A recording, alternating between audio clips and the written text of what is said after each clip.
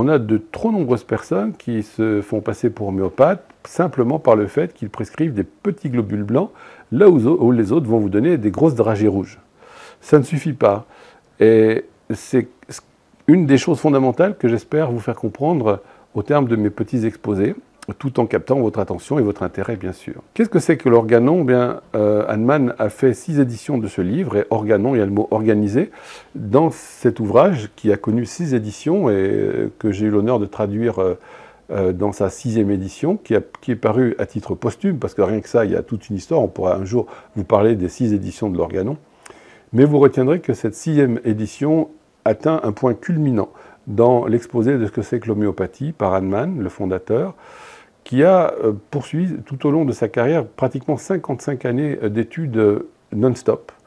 À 88 ans, il se faisait le luxe de passer une nuit sur 2 à veiller et à travailler. Je ne sais pas si vous mesurez le personnage. Alors oui, je confesse ici que j'ai une admiration à peu près sans limite pour Hahnemann, mais vous comprenez qu'il y a tout un monde entre admiration et idolâtrie.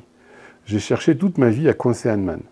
Je le confesse, parce que je n'appartiens pas à la catégorie de gens qui sont prêts ni à accepter quelque chose sans l'avoir étudié, ni à le rejeter sans l'avoir non plus étudié. C'est quelque chose de difficile comme gymnastique.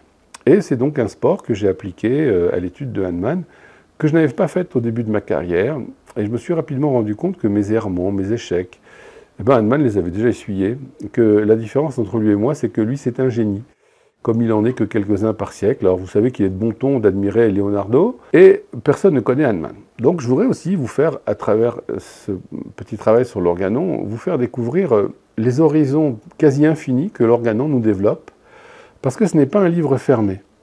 Je dirais même que l'organon, c'est un livre qui vous apprend à penser, qui vous apprend à la pensée critique, et qui vous apprend le raisonnement global. La chose fondamentale que Hahnemann a découverte, finalement, on va y arriver dans ses exposés, c'est que ce qui compte finalement, c'est de prendre le contre-pied de la méthode réductionniste. La méthode réductionniste consistant à penser très naïvement que si on coupe par petits bouts, on va finir par trouver les rouages, et que si on comprend les rouages, eh bien on va finir par comprendre comment l'ensemble fonctionne. C'est quelque chose comme approche qui a donné des résultats fantastiques dans, je dirais, le monde de l'inanimé, les atomes. C'est grâce à ça qu'on a eu la chance de faire les bombes atomiques, qui sinon n'auraient pas servi, par exemple. Et humour noir de côté, c'est quelque chose qui sert pour la technologie. Mais dès lors qu'on s'applique ce critère de réductionnisme à la biologie, on va très rapidement découvrir qu'on se prend le mur dans la tête. Ça ne fonctionne pas, et vous allez comprendre d'ailleurs pourquoi ça ne pourra jamais fonctionner. Donc aujourd'hui, la question fondamentale qui va se soulever, c'est celle de l'étude du premier paragraphe de l'organon. Ce premier paragraphe est absolument fondamental. Alors déjà, l'organon est fondamental, parce que je considère, et j'ai déjà eu l'occasion de le dire publiquement et de l'écrire, qu'un homéopathe sans organon n'est qu'un mollusque. C'est-à-dire que c'est quelqu'un qui va avoir des recettes, qui va être content de temps en temps d'avoir un coup heureux. Le lendemain, il pourra corriger son tir par je ne sais quelle drogue allopathique, mais vous voyez que ça ne fonctionnera pas. Alors vous allez me dire, mais il est intégriste ce garçon. Non, ce n'est pas de l'intégrisme, là encore, c'est de comprendre que s'il y a des lois dans la thérapeutique, s'il y a des lois de guérison, ce n'est qu'en les observant qu'on peut rétablir la santé. On va y arriver aussi dans un moment. Si vous prescrivez une drogue allopathique, ça m'est arrivé. Je crois qu'au début de ma carrière, j'ai loupé à peu près tous mes cas aigus. Les angines, les otites, de temps en temps j'avais des succès. Et puis aujourd'hui, avec les cheveux blancs, même un peu colorés, eh bien, vous loupez pratiquement plus aucun aigu. Et comme disait Kent, un des très grands prédécesseurs homéopathes américains, il disait qu'aujourd'hui, quand on se retourne pour voir en arrière les cas qu'on a loupés, il nous semble tellement évident aujourd'hui que ça ne nécessite aucune réflexion. Ben, c'est ça qui arrive avec l'homéopathe. Et donc, on sait que si on a dû prescrire un antibiotique, un anti-inflammatoire, un truc comme ça, certes, on a soulagé notre patient, mais au prix d'un drogage allopathique qui va interférer avec toute la machinerie de l'organisme humain et qui va, à terme, se payer par une dégradation du niveau de santé de la personne à qui j'ai administré ce produit, qui, pour lui faire plaisir, aura diminué les symptômes. C'est déjà un premier pas. On n'est pas complètement frappé non plus. Mais on aura fait du mauvais travail, on le sait, on l'expliquera aux patients, et puis on pourra toujours recommencer. Voilà ce qu'il faut comprendre déjà sur la vue générale. Ensuite, ce premier paragraphe, c'est un peu l'équivalent de la Genèse, vous savez, au commencement. Et si on connaît l'hébreu, c'est encore plus intéressant parce que ça commence par un premier mot qui s'appelle Bereshit. Et les rabbins n'ont pas tort de faire remarquer que la première lettre, qui est un B, nous fait mesurer que la première lettre n'est pas connaissable. Et on ne va pas rentrer dans des détails spirituels ici, mais juste pour que vous compreniez que ce premier paragraphe est aussi fondamental que ce premier bout de texte dans la Bible où, précisément dans mon esprit, je le compare volontiers au prologue de Jean que je considère comme un des plus beaux textes de l'histoire de l'humanité. Et donc ce paragraphe 1 pour lequel je conçois tant de bonheur, je dirais, il s'énonce extrêmement simplement. La plus haute et même l'unique vocation du médecin, c'est de rétablir la santé des gens malades, c'est ce qu'on appelle guérir. À ce paragraphe, Hahnemann ajoute quelques notes que je vais vous lire parce que je ne les connais pas par cœur, mais qu'on va aussi légèrement commenter dans un instant. Il nous dit ceci, le père Hahnemann, « Sa vocation n'est pas de forger les prétendus systèmes en combinant des idées creuses et des hypothèses sur l'essence intime des processus de la vie, et à l'origine des maladies, dans l'intérieur invisible de l'organisme. Ambition qui a fait gaspiller à tant de médecins leur force et leur temps. » Tout ça, c'était avant que l'industrie se mêle de médecine. Maintenant, c'est les politiciens qui font de la médecine, encore plus mal. Sa vocation ne consiste pas non plus à chercher par d'innombrables tentatives d'expliquer les phénomènes morbides et la cause prochaine des maladies, qu'il aurait toujours resté caché. Son but, du médecin, ne vise pas davantage à se prodiguer en paroles inintelligibles et en un fatras d'expressions vagues et pompeuses qui veulent paraître savantes, afin d'étonner l'ignorant, tandis que les malades réclament en vain des secours. Nous en avons assez de ces savantes rêveries que l'on appelle médecine théorique, et pour laquelle on a même institué des chaires spéciales, et il est grand temps que ceux qui se disent médecins cessent de tromper les pauvres humains par leur galimatia et commencent enfin à agir, c'est-à-dire secourir et guérir réellement. Donc vous voyez que d'entrée de jeu, on ne fait pas dans la dentelle, on pose le problème de la médecine.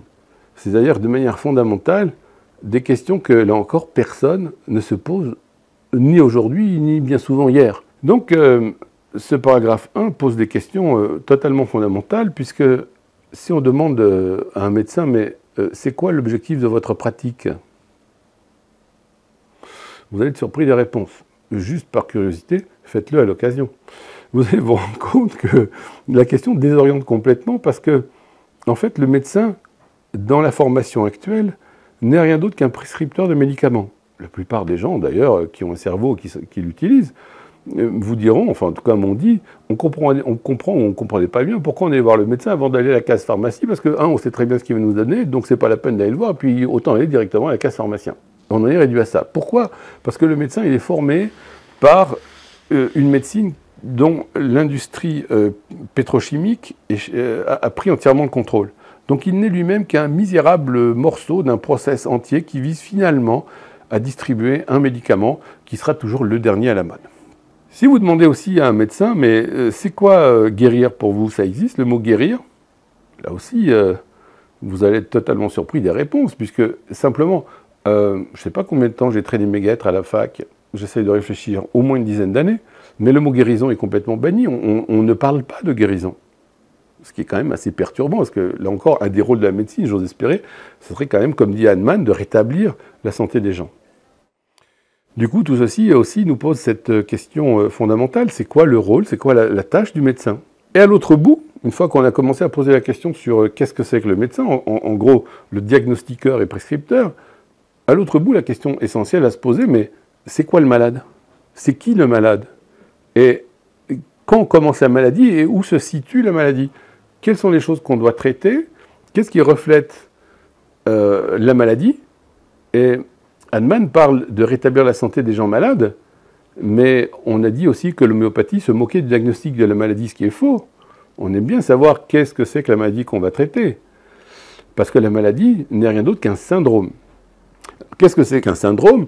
C'est qu'en fait, plusieurs personnes souffrant d'une même pathologie, on va lui donner un nom parce que les types qui ont cette même pathologie vont avoir les mêmes symptômes qui vont arriver de manière récurrente. C'est ce qui suffit largement en médecine classique pour poser un diagnostic. La migraine, par exemple, vous savez que c'est la moitié de la tête qui souffre. Il peut y avoir des prodromes, c'est-à-dire des symptômes qui vont arriver avant le mal de tête, la perte de la vision ou d'autres manifestations, etc. Donc tout ça, en gros, c'est ce que ferait n'importe quel patient souffrant de migraine. En somme, c'est une sorte, le diagnostic classique de caricature qui pourrait être comparé un peu à ce que mon garçon de 9 ans pourrait faire en représentant un bonhomme. Il y a un rond pour la tête, un rond pour le ventre, et puis on rajoute 2 bras, 2 jambes. Alors ça suffit pour reconnaître qu'on a voulu dessiner un être humain, mais pour reconnaître vraiment qui est ce malade, rétablir la santé des gens malades. Là, il y a un léger gouffre. Et vous comprenez qu'à tout niveau de la réflexion, vous allez vous rendre compte que la médecine classique qu'on nous sert à coup de propagande, avec des moyens illimités, elle fait faux à tous les étages. Et donc, en tout cas, c'est clair que là encore, même si j'ai fait mon petit clin d'œil avec la Genèse et le prologue de Jean, il faut éviter l'écueil métaphysique. Et tous ces gens, il y a 2 déviations de l'homéopathie, je dirais. Si on fait une dialectique marxiste, vous avez les déviationnistes de droite et les déviationnistes de gauche. C'est-à-dire que vous avez des gens qui vont utiliser l'homéopathie pour faire une espèce de spiritualité à 2 balles en espérant comprendre l'univers et sa création. Et ça n'a jamais été le cas, puisque là encore, Hahnemann nous secoue les cloches en disant « Attends mon gars, c'est quoi ton boulot? Ton simple devoir, c'est de rétablir la santé. Point. » Et justement, arrête de vouloir faire des explications.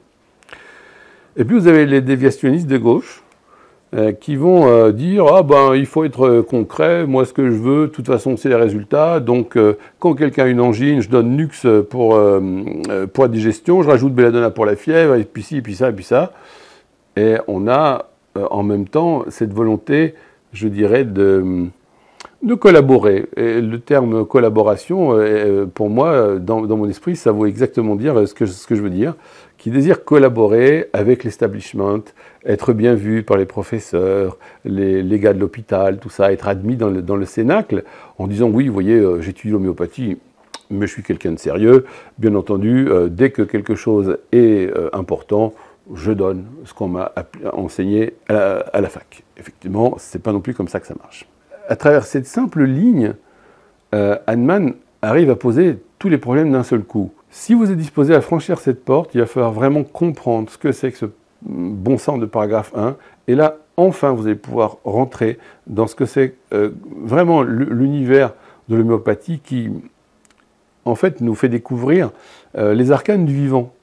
Alors bien sûr, là encore, ma vieille blague entre Dieu et un chirurgien, quelle est la différence, mais on n'a aucunement l'intention de comprendre les rouages du vivant, je vais y revenir dans un instant, mais en fait, le vivant déréglé nous apporte suffisamment d'éléments pour être capable de le traiter et de rétablir la santé de cet élément déréglé. Voilà tout ce qu'on a à dire sur le rôle du médecin et ce que nous apporte l'homéopathie, qui est un ensemble finalement de lois et d'exposés de lois qui permettent d'appliquer ces lois au chevet du patient. Et ce patient peut être aussi bien un homme qu'une plante ou un animal, parce que ces lois sont universelles. Là encore, vous m'excuserez, je suis un pléonasme, parce que par définition, une loi ne peut être qu'universelle. Et c'est quelque chose d'important à comprendre, parce que si ça n'était pas une loi, je comprendrais très bien qu'un jour, ça fait joli, je donne l'homéopathie, et le lendemain, je reviens, je retombe dans la bonne vieille médecine, anti quelque chose. Et c'est pour ça que, parfois, je me fais traiter d'intégriste, parce que je dis, allez les mecs, faites un effort, vous êtes plantés, ça n'a pas fonctionné, mais ce n'est pas parce que la loi est en défaut.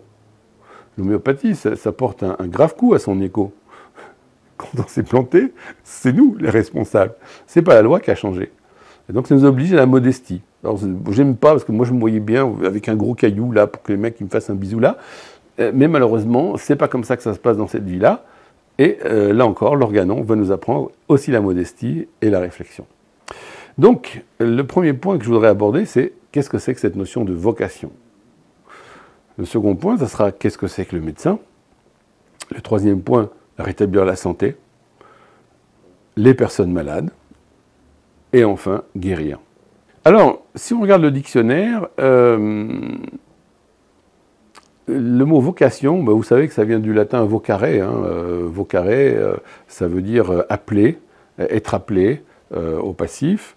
Et donc c'est l'inclination, le penchant impérieux qu'un individu ressent pour une profession, une activité ou un genre de vie. Et là encore, excusez-moi de rigoler, mais si vous posez cette question à beaucoup de nos confrères, c'est pas trop ce qu'on aura comme genre de réponse, mais ce que Hahnemann veut dire à travers ce mot vocation, ça veut dire qu'on est forcément au service d'une cause qui nous dépasse. C'est-à-dire qu'on est littéralement, j'allais dire, on devient les califes de Dieu. Le mot calife voulant dire lieutenant de Dieu sur terre. Donc le médecin qui embrasse l'homéopathie le fait au nom de quelque chose qui dépasse complètement sa propre petite personne humaine.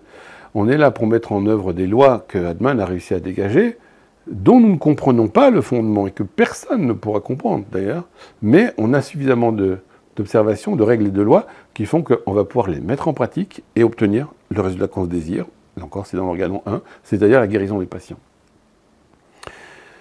Et c'est le seul petit point où on est obligé d'admettre cette dimension un petit peu métaphysique qui nous dépasse, et puis ensuite, tout de suite, Hahnemann nous met une baffe en disant « Ok, c'est ta vocation ». C'est-à-dire que c'est quelque chose de sacré qui doit t'animer. Mais là encore, c'est quoi le problème de ça? C'est pas d'interpréter de la métaphysique à deux balles, c'est de dire il faut soigner les gens et rétablir la santé. Si vous regardez ce terme de la plus haute, et même l'unique, je trouve que dans le texte même, cet énoncé implique quelque chose qui vient d'en haut, qui vient zlaf, verticalement, vous plantez. Et c'est ce qui se passe. C'est-à-dire que le jour où vous aurez fait vos premières guérisons homéopathiques, vous n'êtes pas médecin, très bien. Vous allez voir votre enfant qui est malade, qui a de la fièvre, et vous allez donner, par exemple, Pulsatilla, vous dire, mais qu'est-ce qui s'est passé? Tous les symptômes ont régressé, il va beaucoup mieux, le médecin a vu diagnostiquer une otite, et il n'a plus rien. Comment ça se fait? Eh bien, vous allez sentir que quelque chose va vous porter. Vous allez sentir que vous avez touché quelque chose vraiment qui nous dépasse, parce qu'on va assister à ce mécanisme de guérison, et non pas de suppression lamentable des symptômes. Je dis lamentable parce que quand vous avez le médicament homéopathique, l'effet ne se compare strictement avec rien d'autre. Quand vous voyez péniblement ce que vont faire quelques Doliprane, quelques anti-inflammatoires, plus des effets secondaires, ça n'a rien à voir. Et c'est pour ça qu'après, vous êtes malheureusement, comme vous voyez, je ne peux pas le dissimuler, animé par ça. Ça vous prend littéralement le corps et l'esprit. Donc l'idée, c'est que, vu qu'il y a cette espèce de transcendance, le médecin, pour en venir au médecin, le médecin, c'est cette personne qui est même pas imbibée, mais animée au sens de anima. Et cette notion verticale que je viens de décrire fait que le médecin, sachant qu'il n'est qu'un petit instrument de quelque chose qui dépasse le cadre de sa petite personne, se met au service des patients, de la souffrance des gens, et cherche à rétablir la santé des patients. Cette notion de comprendre qu'on est intégré à quelque chose de plus grand, elle devient fondamentale en médecine. Vous voyez à quel point ça comment je vous dirais, ça s'oppose complètement à cette médecine de la peur, et beaucoup de gens viennent me voir en disant, vous savez, le médecin, il a cherché qu'à nous faire peur, et on a eu très peur, et puis ce que vous avez vu à travers le Covid, excusez-moi de vous dire que c'était quand même l'acmé d'un système, et vous avez, à travers ça, vous avez vraiment l'illustration de la non-médecine que représente ce système médical qu'on nous sert, qui est exclusivement basé sur la distribution de drogue au premier venu, et qui, honnêtement, et ça je vous livre le fond de ma pensée, pourrait être très très bien réalisé finalement par un singe dressé. Vous voyez, on lui ferait appuyer sur le bouton qu'il faut. Dans mon jeune temps, quand j'étais interne, que je travaillais aux urgences, par exemple, on avait des patients qui allaient arriver, l'ambulance nous prévenait, c'était un problème cardiaque, tout ça, ben, on pouvait déjà faire l'ordonnance avant que le patient n'arrive, avant même de le voir, ce qui nous permettait d'ailleurs de finir la partie de baby-foot, parce que quand on fait les études de médecine, on devient excellent en baby-foot. Donc, à travers ça, et en nous frottant aussi un petit peu aux médecins qui ont eu, c'est vrai, la malchance, c'est pour ça que j'essaye de ne pas tirer sur les ambulances, mais qui n'ont pas eu la chance de pouvoir savoir ce que c'est que l'homéopathie, surtout que l'une des méthodes classiques pour casser l'homéopathie, c'est le dénigrement. Alors, bien sûr, il y a la pseudo-étude qui va vous montrer que ça ne fonctionne pas, comme on avait eu par exemple l'exemple de l'étude australienne, c'est-à-dire que vous aviez l'organisme le plus comment vous dirais-je, le plus blindé de toute l'Australie, qui est le summum de vérité scientifique. Alors, je vous fais grâce de l'acronyme, et qui a démontré, et ça c'est sorti juste avant la vague Covid, comme par hasard, qui avait démontré que l'homéopathie ne fonctionnait pas. Et alors, le peuple australien a eu l'excellente idée de demander une commission d'enquête parlementaire, et il s'est avéré que, en fait, l'étude était trafiquée, pour changer. Et la première version qui avait été réalisée effectivement selon les canons propres à faire des statistiques non pas trop vérolées, avait montré malheureusement que l'homéopathie fonctionnait.